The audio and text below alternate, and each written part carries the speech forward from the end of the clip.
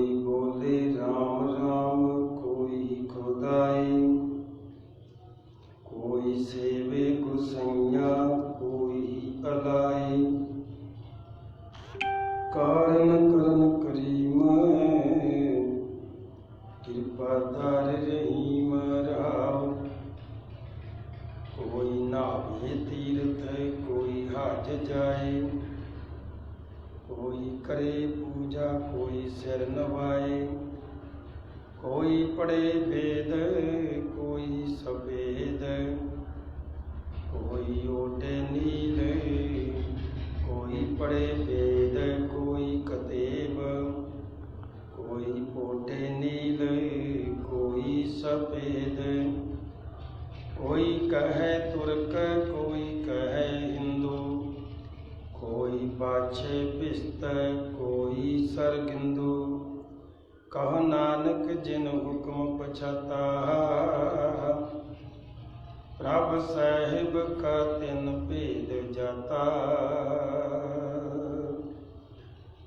पतित पावन भगत वत्सल, किरपा निदान सर्व कला समर्थ। खंडा ब्रह्मंडा दे मालक, जुगो जुग अटल वालीए कुल आलम गरीब नवाज। सच्चा पातशाह शब्द गुरु, जगत गुरु, ज्ञान दा सागर गुरु। धन गुरु श्री गुरु ग्रंथ साहिब जी महाराज की अपार बख्शिश रहमत होई। आपां नूं अमृत वेले दा जागना, इशनान, नामदान, सेवा सिमरन, अमृत वेले दे नितनेम, अमृत वेले दे दीवान दी हाजरी भरन दा सुभाग प्राप्त होया। आपां वडभागी हाँ जो लड़ीवार कथा विचार धन धन साहिब श्री गुरु ग्रंथ साहिब जी महाराज की बाणी की सरवण कर रहे। नितनेम की मुढ़ बाणी जपजी साहिब सतगुरु सच्चे पातशाह जी अज समझाते ने। पुन्नी पापी आखर नाहीं, कर कर करना लिख ले जाओ। आपे बीज आपे ही खाओ, नानक हुक्मी आओ जाओ। साहिब जी समझाउणा करदे आ, हे भाई पाप ते पुण्य केवल कहण दीआं गल्लां नहीं आ, ये हकीकत आ। जे पाप कमाए आ ते पाप लिखे जाने आ, जे पुण्य कमाए आ ते पुण्य लिखे जाने। कल आपां पापां दी गल कीती सी कि किवें अजे राजे ने अनजाने विच, अनजाने जान बुझ के नहीं, अनजाने दे विच गुस्से दे विच आके साधु नूं 2 बुक लिद दे दिते ते उस लिद दा अंजाम की होया, उन्होंने लिद खानी पई। गुरु ग्रंथ साहिब जी महाराज कह रहे, अजे सो रोवे भिखिया खाए, ऐसी दरगे मिले सदाए। उन्होंने लिद खानी पई ते वो रोंदा है लिद खांदा। इसे तरह पुण्य का भी लेखा है, जे चंगा कर्म कीता ना उसका भी लेखा है, भावें अचनचेत ही हो गया। महाराज सच्चे पातशाह जी समझाते हैं, ऐ बंदिया कर्म कमाउण लगिया सोचिया कर, विचारिया कर। गुरु ग्रंथ साहिब जी कहते हैं, बिलम पापं नह बिलम धर्मं। ये संस्कृति की बानी है। महाराज सच्चे पातशाह जी बख्शिश करते हैं, ऐ बंदे पाप ਕਰਨ ਲੱਗਿਆਂ ਥੋੜੀ ਦੇਰ ਕਰ ਦਿਆ ਕਰ, ਥੋੜਾ ਰੁਕ ਜਿਆ ਕਰ, ਕਿਉਂਕਿ ਉਹ ਘੜੀ ਲੰਘ ਜਾਂਦੀ ਹੈ। ਉਹ ਪਾਪਾਂ ਵਾਲੀ ਘੜੀ ਲੰਘ ਗਈ। ਐ ਗੁਰੂ ਦੇ ਪਿਆਰਿਆ, ਤੂੰ ਪਾਪ ਕਰਨ ਤੋਂ ਬਚ ਜਾਵੇਂਗਾ। ਨਹਿ ਬਿਲਮ ਧਰਮੰ, ਇਸੇ ਤਰ੍ਹਾਂ ਸਮਾਂ ਚਲਾਏ ਮਾਰਿਆ, ਇਹ ਰੁਕਦਾ ਨਹੀਂ ਹੈ, ਇਹਨੇ ਆਪਣੀ ਚਾਲੇ ਤੁਰੇ ਜਾਣਾ। ਜੇ ਕਿਤੇ ਧਰਮ ਦਾ ਖਿਆਲ ਮਨ ਵਿੱਚ ਆਵੇ ਨਾ ਵੀ ਧਰਮ ਕਰਨਾ, ਮਰਜ਼ ਕਹਿੰਦੇ ਫੇਰ ਨਾ ਦੇਰ ਕਰਦੀ। ਨਹਿ ਬਿਲਮ ਧਰਮੰ, ਪਾਪ ਕਰਨ ਲੱਗਿਆ ਦੇਰ ਕਰਦੇ, ਉਹ ਘੜੀ ਲੰਘ ਜਾਏਗੀ, ਤੂੰ ਪਾਪ ਕਰਨ ਤੋਂ ਬਚ ਜਾਵੇਂਗਾ। ਪਰ ਧਰਮ ਕਰਨ ਲੱਗਿਆ ਦੇਰ ਨਾ ਕਰੀ, ਤੇ ਉਹ ਵੀ ਘੜੀ ਲੰਘ ਜਾਣੀ ਹੈ ਤੇ ਧਰਮ ਕਰਨ ਤੋਂ ਵੀ ਬਚ ਜਾਏਗਾ। ਬਿਲਮ ਪਾਪੰ ਨਹਿ ਬਿਲਮ ਧਰਮੰ, ਪਾਪ ਕਰਨ ਲੱਗਿਆ ਰੁਕ ਜਾ, ਧਰਮ ਕਰਨ ਲੱਗਿਆ ਨਾ ਰੁਕੀ, ਤਾਂ ਕਿ ਤੇਰਾ ਜਿਹੜਾ ਧਰਮ ਦਾ ਕਾਰਜ ਆ ਉਹ ਕਰਮ ਬਣ ਜਾਵੇ। ਸਤ ਸੰਗਤ ਜੀ, ਬੰਦੇ ਦੀਆਂ ਤਿੰਨ ਨਿੱਜੀ ਰਿਸ਼ਤੇਦਾਰੀਆਂ ਜਿਨ੍ਹਾਂ ਨਾਲ ਬੜੀ ਗੂੜੀ ਸਾਂਝ ਹੈ। ਦੁਨਿਆਵੀ ਤੌਰ ਤੇ ਲੈ ਲਈਏ, ਨਾਨਕੇ ਦਾਦਕੇ ਤੇ ਸਹੁਰੇ। ਰੂਹਾਨੀ ਤੌਰ ਤੇ ਲੈ ਲਈਏ, ਬੰਦੇ ਦੀ ਸਭ ਤੋਂ ਨਿੱਜੀ ਸਾਂਝ ਆ ਸਰੀਰ ਨਾਲ। ਆਪਣੇ ਸਰੀਰ ਨੂੰ ਸੰਭਾਲਦਾ ਹੈ, ਸਰੀਰ ਨੂੰ ਬਚਾਉਂਦਾ ਹੈ। ਕਈ ਵਾਰੀ ਆਪਾਂ ਵੇਖਦੇ ਹਾਂ ਨਾ, ਬੰਦਾ ਬਹਿੰਦਾ ਹੈ ਤੇ ਮੋਢੇ ਤੋਂ ਕੱਪੜਾ ਲਾ ਕੇ, ਮੋਢੇ ਤੇ ਪਰਨਾ ਪੁਰਨਾ ਹੋਵੇ ਤੇ ਬਹਿਣ ਲੱਗਿਆ ਥੱਲੇ ਰੱਖ ਲੈਂਦਾ। ਆਪਣੇ ਆਪ ਦੀ ਸੰਭਾਲ ਕਰਦੇ। ਇਹ ਸਰੀਰ ਨਾਲ ਸਾਂਝ ਹੈ, ਮੇਰਾ ਹੀ। ਦੂਸਰਾ, ਬੰਦੇ ਦੀ ਆਪਣੀ ਪ੍ਰਾਪਰਟੀ ਨਾਲ ਸਾਂਝ ਹੈ, ਪੈਸਿਆਂ ਨਾਲ, ਧਨ ਦੌਲਤ ਨਾਲ ਸਾਂਭ ਕੇ ਰੱਖਦਾ। ਤੀਸਰਾ, ਬੰਦੇ ਦੀ ਸਾਂਝ ਹੈ ਕਰਮਾਂ ਨਾਲ, ਜਿਹੜੇ ਕਰਮ ਕਮਾਉਂਦਾ ਹੈ। ਗੌਰ ਕਰਕੇ ਵੇਖ ਲੈਣਾ, ਆ ਸਰੀਰ ਵੀ ਸਾਥ ਛੱਡ ਜਾਂਦਾ ਹੈ। ਮਹਾਰਾਜ ਦੀ ਬਾਣੀ ਕਹਿੰਦੀ ਹੈ, ਜਾਗ ਲਿਹੋ ਰੇ ਮਨਾ ਜਾਗ ਲਿਹੋ, ਕਹਮ ਗਾਫਲ ਸੋਇਆ, ਜੋ ਤਨ ਉਪਜਿਆ ਸੰਗ ਹੀ, ਸੋ ਵੀ ਸੰਗ ਨਾ ਹੋਇਆ। ਜਿਹੜਾ ਸਰੀਰ ਲੈ ਕੇ ਜੰਮਿਆ ਸੀ, ਉਹਨੇ ਵੀ ਸਾਥ ਛੱਡ ਦਿੱਤਾ। ਇਹ ਸਾਥ ਛੱਡ ਦਿੰਦਾ ਹੈ ਸਮੇਂ ਨਾਲ। ਮੇਰੇ ਹੱਥਾਂ ਨਾਲ ਪਿਆਰ ਆ, ਜਿਹੜੇ ਹੱਥ ਕਹਿੰਦੇ ਸੀ ਫਾਂਸੀ ਦਾ ਫੰਦਾ ਪਕੜ ਹੈ, ਇਹ ਮਜ਼ਬੂਤ ਹੈ। ਉਹਨਾਂ ਹੱਥਾਂ ਦੇ ਵਿੱਚ ਹੁਣ ਪਾਣੀ ਦਾ ਗਲਾਸ ਨਹੀਂ ਫੜਿਆ ਜਾਂਦਾ, ਹੱਥ ਕੰਬਦਾ।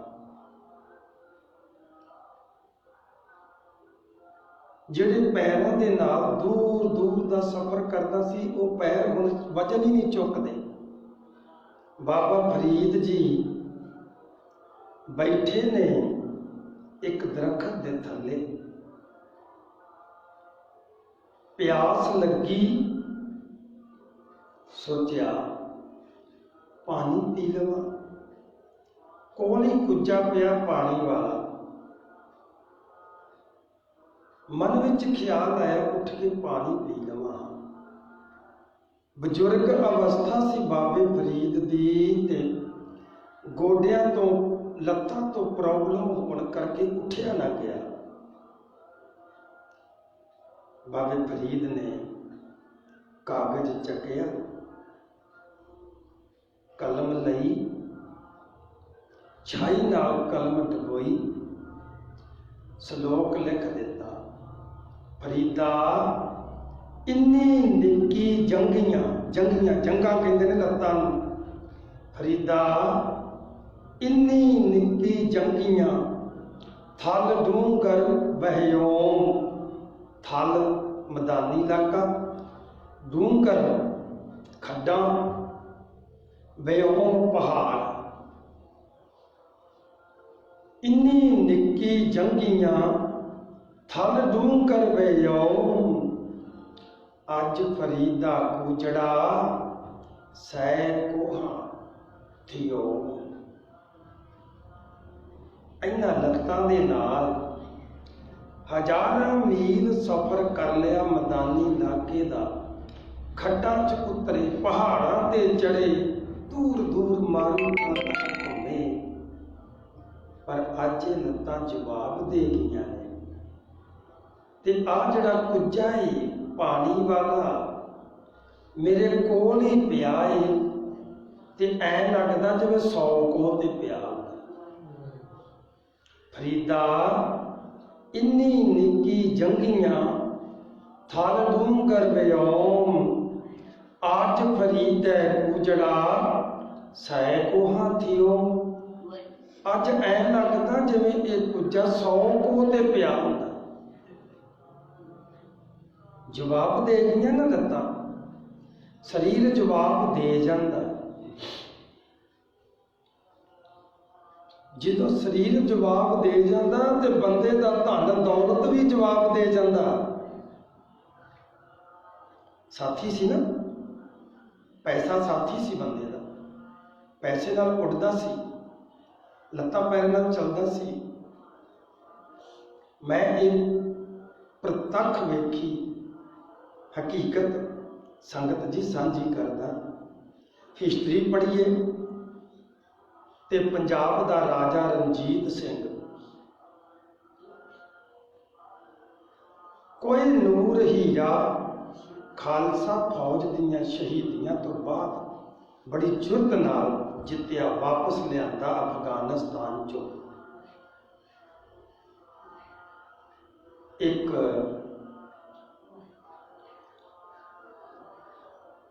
कुरान शरीफ सोने की शाही नाल, सोने के पानी नाल लिखी। राजा रणजीत सिंह दे कोल आईयां जी वस्तुआं। एक सोने दियां तारां वाला चंदोआ साहब, एक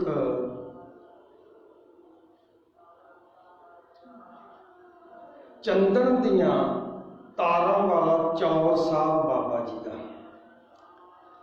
ये महाराजा रणजीत सिंह नूं भेंट होए सी। राजा सी ना, जिते सी इसने।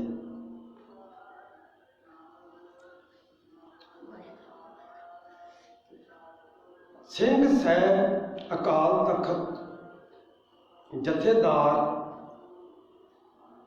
अकाली बाबा फूला सिंह जी रगड़ेटे गुरु के बेटे, उन्होंने रणजीत सिंह नूं कहा, रणजीत सिंह आ जिहड़ियां नियामतां ने ये सचखंड श्री हरमंदर साहिब दरबार साहिब नूं भेंट कर दे। उन्हें चंदोवा ते चौर साहिब ये तो भेंट कर दिता,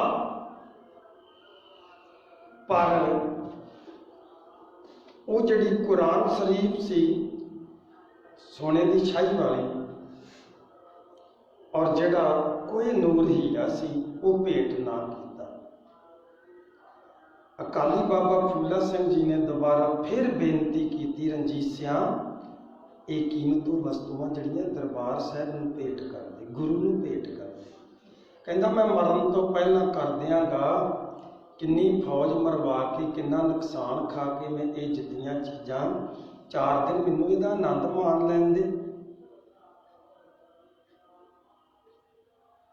समा बीतदा गया, जदों मनशा वेखी भी इहदा मन नहीं आ भेंट करन नूं, अकाली जी ने कहना बंद कर दिता। समा नेड़े आ गया रणजीत सिंह दा, शराब बहुत पींदा सी, बीमार हो गया।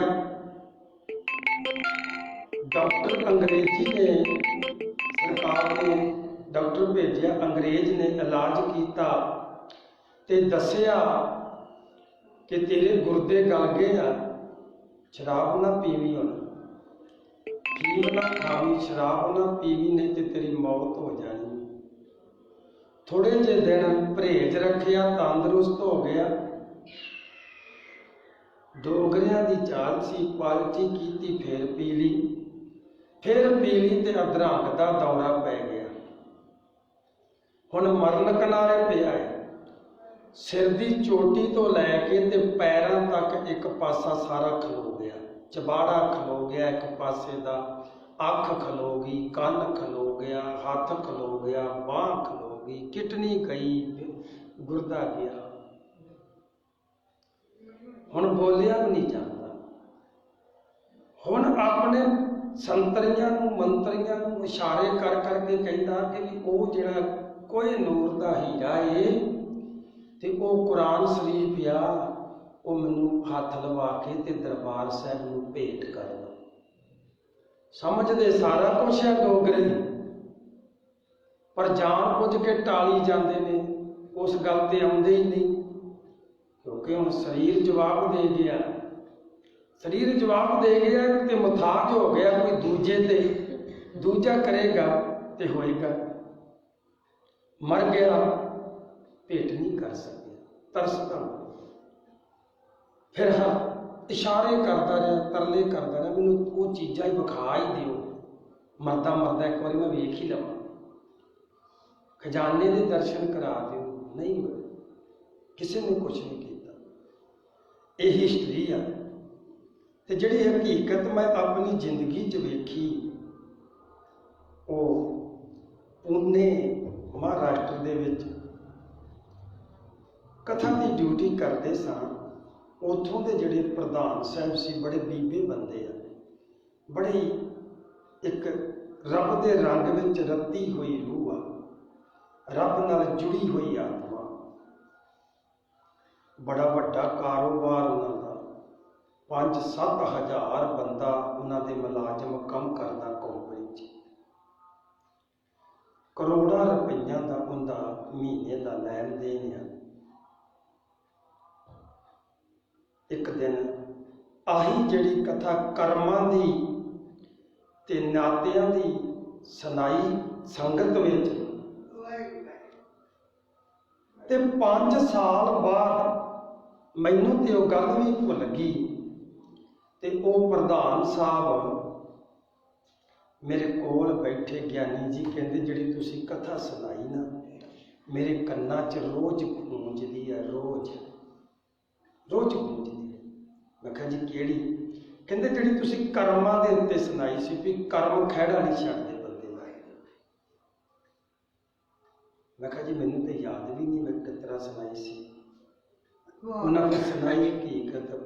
कहता देखो मेरे कोल धन कितना है, कहता मैनूं खुद नूं भी नहीं पता। उन्होंने ना जो मैं गया सीगा 2000 सन दे विच ते विजिलेंस का छापा पिया सी, ते उन्होंने नोटां दीयां बोरियां नूं अग लाई सी, भरियां बोरियां, ते कम से कम भी ते क्विंटल पर सोना ते हीरे मेरे बैड थले रख गए सी। 6-7 महीने पै रहे सी। 6-7 महीनों बाद वो अपना वो सोना चांदी जिहड़ा हीरे मोती ही चुक के लैके गए। विजिलेंस का छापा पिया सी उन्हें घर च। एक बारी दिवाली ते सफाई करते पे ते शाम नूं आए तो मैनूं लिफाफे दे विच 21,000 रुपया पा के दिता। मैं कहा जी किहड़ी खुशी च? कहता ज्ञानी जी एक मजाक जिहा ही बनया अज। मैं कहा की हो गया? कहते भी तय खाने की सफाई करते स, जिहड़ा कोठी के थल्ले हुंदा ना, घर के थल्ले तय खाना। कहता उत्थे मेरे दाज की पेटी पई सी, छोटी सी पेटी दाज वाली। कहता वो ख्याल आ गया खुल गई, खोलीए तो कहता सी वो खोली पेटी तो वो 8 करोड़ रुपया निकले, सानू पता ही नहीं सी, सानू चेता ही नहीं सी उस पैसे का। एक बारी आ गया, उदों भी 21,000 रुपया लिफाफे च पा के लिया तो मेरे अगे रखता। मैं जी ये बंदा कहता ज्ञानी जी अज भी मजाक होया जी। मैं कहा अज की हो गया? कहता उत्थे ना सांगली कोई शहर आ महाराष्ट्र के गोवा के लागे, कहता जी असी अज तो 40 साल पहला एक जमीन खरीदी सी बंजर 5000 नूं एकड़। हुण कहता वध के शहर उत्थे चले गया, वो जमीन शहर च आ गई। ते कहता सानू चेता भी नहीं सी भी असीं कोई जमीन खरीदी आ, पता भी नहीं सी सानू भी असीं वो जमीन खरीदी आ। उत्थे साडा बोर्ड लगा सी, असीं 5 भरावां ने 3000 एकड़ जमीन खरीदी ते साडा उत्थे बोर्ड लगा सी। उस बोर्ड के उत्ते साडा टैलीफोन का नंबर सी। वो शहर में आ गई जगह, तो जिहड़े बिल्डर है ना, जिहड़े बिल्डिंगां बनाउण वाले, उन्होंने संपर्क किया ते साडे कोल आ गए। कहंदे जी वो जमीन वेचनी, असीं खरीददार हैं। असीं सोचिया भी साडी तो उत्थे कोई जमीन ही नहीं है। कहंदे जी तुहाडा बोर्ड लगा। जदों कहंदे असीं उत्थे वेखण वास्ते गए, उदों सानूं चेता आया भी जदों साडा दादा जिउंदा सी ना, उदों खरीदी सी। 5 भरावां ने खरीदी सी। 5000 एकड़ नूं जमीन खरीदी सी। 5000 एकड़ किला 5000 का, ते हुण शहर दे विच आ गई 200 करोड़ का एक किला जमीन। ये दस्सण का मेरा मतलब ये सी कि इन्ना धन आ उन्हां बंदियां को पता ही नहीं कित्थे कित्थे पिया। उन्हां दा धन जिहड़ा है, उन्हां दे मैनेजर नौकर खाई जांदे लखां करोड़ां, उन्हां नूं समझ ही नहीं कित्थे कित्थे पिया। कहंदा भी वो तुसीं कथा सुनाई सी, शरीर कहंदा मेरा जिउंदे ही साथ छड्ड गया। शुगर आ आखिरी स्टेज ते, हाथ कंबदा इस तरह करके, ना उहदे को गिलास फड़िया जाए, उहदे को बुरकी नहीं मूँह च पाई जाती, ऐ बची जाती। कहंदा तुहाडी गल चेते आ गई, मैं चैक साइन करदा तनखावां देणियां जिहड़ियां, क्योंकि वड्डी कंपनी आ, रजिस्टर्ड कंपनी दे चैक विच तनख्वाह दिंदे आ। कहंदा मैं चैक साइन करदा ते जिहड़ा मैनेजर है ना, उन्हें कह दिता कि ये जी अथॉरिटी आ ये किसी होर नूं दे दिओ। क्यों? क्योंकि तुहाडा हाथ हिलदा है ते तुहाडे साइन नहीं हुंदे, ते कोई होर बंदा तुहाडी नकल करके पैसे कढा लेगा। इसलिए ये पावर जिहड़ी आ, चैक साइन करन दी पावर जिहड़ी आ, ये किसी होर नूं दे दिओ।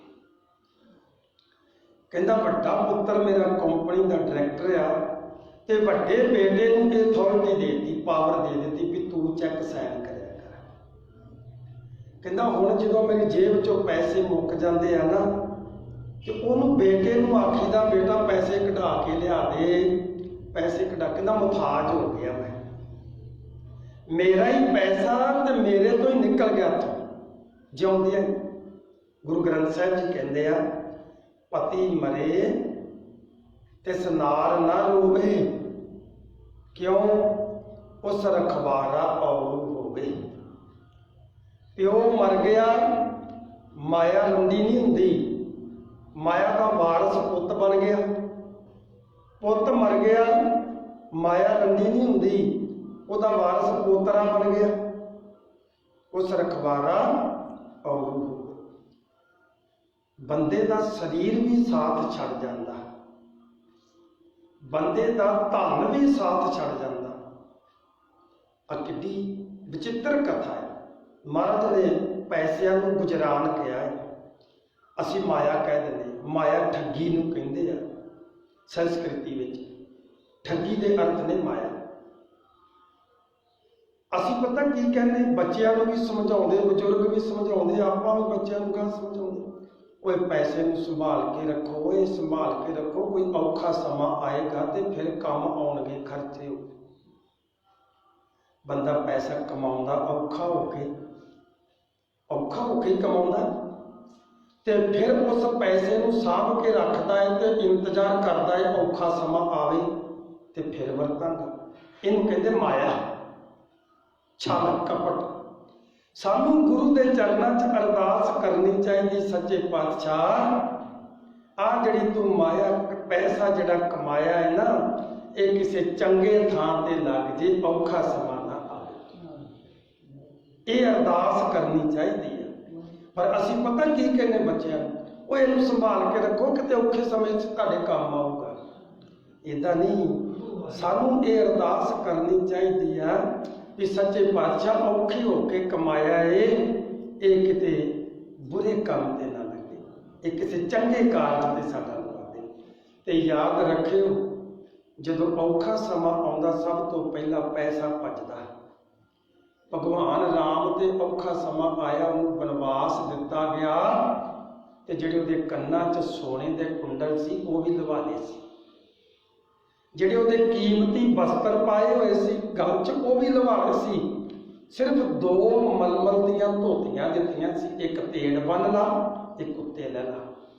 ਤੇ ਖਜ਼ਾਨਿਆਂ ਦਾ ਮਾਲਕ, ਭਰੇ ਖਜ਼ਾਨੇ। ਔਖਾ ਸਮਾਂ ਆ ਗਿਆ, ਦਿੱਤਾ ਸਾਥ ਪੈਸੇ।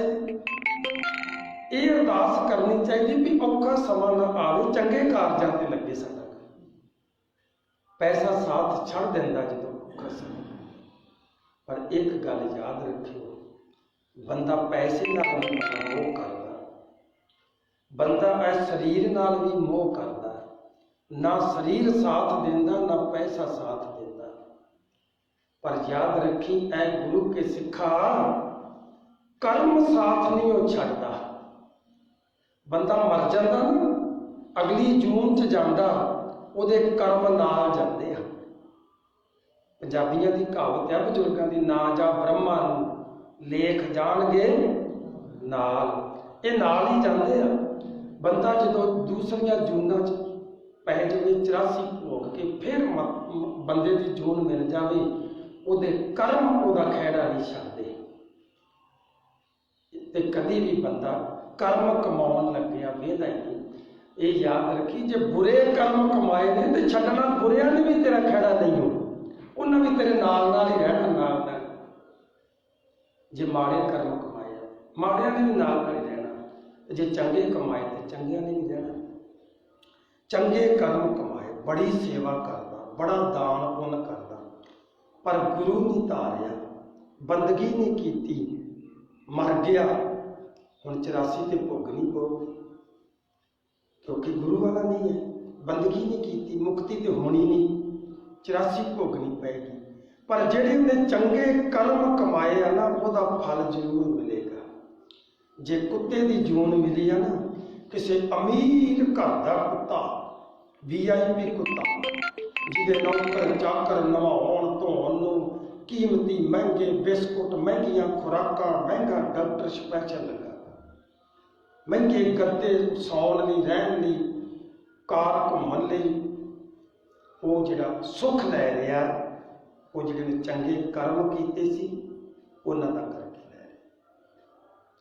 ਘੋੜੇ ਦੀ ਜੂਨ ਮਿਲ ਗਈ, ਕਿਸੇ ਚੰਗੇ ਵੱਡੇ ਸੁਦਾਗਰ ਦਾ ਘੋੜਾ ਬਣ ਗਿਆ, 4-5 ਨੌਕਰ ਉਸ ਘੋੜੇ ਦੀ ਸੇਵਾ ਕਰਨ।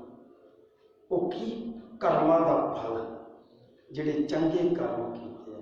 ਇਸ ਲਈ ਮਹਾਰਾਜ ਕਹਿੰਦੇ, ਬੰਦਿਆ ਪੁੰਨੀ ਤੇ ਪਾਪੀ ਇਹ ਆਖਣ ਦੀਆਂ ਗੱਲਾਂ ਨਹੀਂ ਆ, ਕਰ ਕਰ ਕਰਨਾ, ਕਰ ਕਰ ਕਰਨਾ। ਜਿਹੋ ਜਿਹਾ ਕਮਾਏਗਾ, ਲਿਖ ਲੈ ਜਾਓ, ਉੱਦਾਂ ਦਾ ਹੀ ਇੱਥੇ ਲਿਖਿਆ ਜਾਣਾ, ਉੱਦਾਂ ਦਾ ਹੀ ਲਿਖਿਆ ਜਾਣਾ। ਤੇ ਮਹਾਰਾਜ ਸੱਚੇ ਪਾਤਸ਼ਾਹ ਕਹਿੰਦੇ, ਨਾਨਕ ਹੁਕਮੀ ਆਹੋ ਜਾ, ਆਪੇ ਬੀਜ ਆਪੇ ਹੀ ਖਾ। ਗੀਤਾ ਦੇ ਵਿੱਚ ਭਗਵਾਨ ਸ਼੍ਰੀ ਕ੍ਰਿਸ਼ਨ ਜੀ ਦਾ ਇੱਕ ਸ਼ਲੋਕ ਆਉਂਦਾ, ਉਹ ਕਹਿੰਦਾ, ਜਿਹੜਾ ਮਨੁੱਖ ਦਾ ਜਨਮ ਆ ਉਹ ਕਰਮ ਜੂਨੀ ਆ। ਕਰਮ ਜਿਹੜੀ 84 ਲੱਖ ਜੂਨੀ ਆ ਉਹ ਭੋਗ ਜੂਨੀ ਆ। ਉਹਨਾਂ ਜੂਨਾਂ ਦੇ ਵਿੱਚ ਪਸ਼ੂ ਪੰਛੀ ਜਿਹੜੇ ਨੇ ਉਹ ਬੱਧੇ ਹੋਏ ਨੇ। ਜਿਹੜਾ ਮਾਸਾਹਾਰੀ ਆ ਉਹ ਮਾਸ ਹੀ ਖਾਏਗਾ, ਨਹੀਂ ਮਾਸ ਮਿਲਿਆ ਤੇ ਇਹ ਨਹੀਂ ਆ ਵੀ ਸਾਗ ਖਾ ਲੇਗਾ, ਘਾਹ ਫੂਸ ਖਾ ਲੇਗਾ, ਮਰ ਜਾਵੇਗਾ, ਲੇਕਿਨ ਮਾਸ, ਕਿਉਂਕਿ ਉਹ ਬੱਧਾ ਹੋਇਆ, ਭੋਗ ਜੂਨੀ ਆ। ਉਹ ਜਿਹੜੇ ਕਰਮ ਨੇ ਕਮਾਏ ਸੀ ਉਹ ਭੋਗ ਰਿਹਾ। ਜਿਹੜਾ ਘਾਹ ਫੂਸ ਖਾਣ ਵਾਲਾ ਜਾਨਵਰ ਆ ਉਹ ਘਾਹ ਫੂਸ ਹੀ ਖਾਏਗਾ। ਜੇ ਘਾਹ ਫੂਸ ਨਹੀਂ ਮਿਲਿਆ, ਇਹਦਾ ਮਤਲਬ ਇਹ ਨਹੀਂ ਹੈ ਕਿ ਕਿਸੇ ਦਾ ਸ਼ਿਕਾਰ ਕਰਕੇ ਜਾਨਵਰ ਦਾ ਖਾ ਲੇਗਾ, ਮਰ ਜਾਏਗਾ, ਲੇਕਿਨ ਖਾਏਗਾ ਘਾਹ ਫੂਸ ਹੀ। ਜਿਹੜਾ ਮਨੁੱਖ ਜਨਮਿਆ ਇਹ ਕਰਮ ਜੂਨੀ ਆ। ਇਹਦੇ ਵਿੱਚ ਮਨੁੱਖ ਨੂੰ ਸਤਿਗੁਰੂ ਨੇ ਬੁੱਧੀ ਬਖਸ਼ੀ ਆ, ये मांस भी खा सकता, ये साग भी खा सकता, ये फल पत्ते भी खा सकता, ये ड्राई फ्रूट भी खा सकता, ये सब्जियां फल भी खा सकता, अन्न भी खा सकता। इन्हें बुद्धि दी है, पर ये उत्ते लेखा है, ये कर्म जूनी आ, जिहड़ा कर्म करेगा उसका हिसाब देना। इसलिए महाराज कहते हैं दद्दा दोष न दीजे किसे, दोष कर्म अपने जो मैं किया सो मैं पाया, दोष ना दीजे अवर जा। ये कर्म जूनी है, जिहड़ा कर्म करेगा वो कर्म तैनूं भुगतना पैना। इस श्लोक की व्याख्या आ जिहड़ी पंक्ति दे विच धन गुरु नानक देव जी महाराज ने कर दी। महाराज कहते ऐ बंदिया, तैनूं मनुख दा जन्म मिलिया, तू सुतंत्र है, आजाद है रब वालों, कोई पाबंदी नहीं तेरे ते। तू मांस खाना मांस खा, साग खाना साग खा, सब्जी खानी सब्जी खा, फल फ्रूट खाना खा, सब्जी खानी सब्जी खा, फल फ्रूट खाना फल फ्रूट खा, मिट्टी खानी मिट्टी खा, तेरी मर्जी।